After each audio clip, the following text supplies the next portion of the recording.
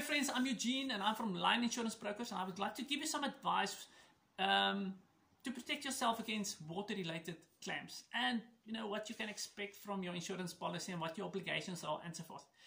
So a lot of clients, you know, they are so surprised when insurance companies repudiate their water claims, and in many cases it could have been prevented.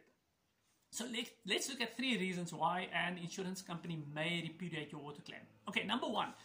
Do you know that in that fine print of your insurance policy, there's a condition that makes you liable and obligated to maintain your property? You must always look after your property and always maintain your property.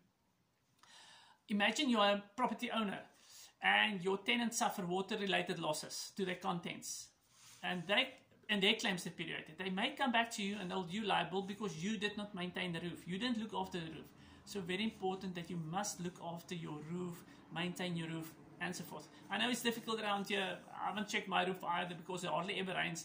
But you've got the obligation to maintain your roof. That's number 1. Number 2, constructual defects and material defects. An insurance company will not stand in for any constructual or material defect. Again, it's not your mistake. It's not your fault. You may not even be aware of it.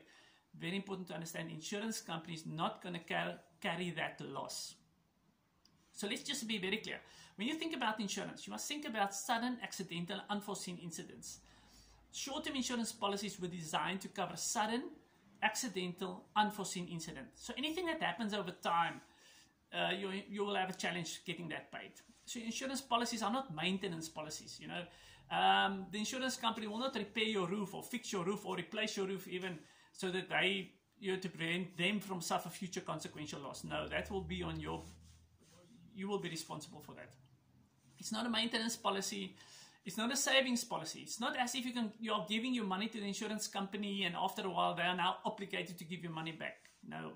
Short-term insurance policies were designed to cover sudden, accidental, and unforeseen incidents. Okay, and the third one, you won't believe this one, and it's actually your address. Whenever you move to another place, we get it so often, you know, clients forget to inform the broker or inform the insurance company, listen, I've moved, please change my address. An insurance company may repudiate your claim if they've got the wrong address.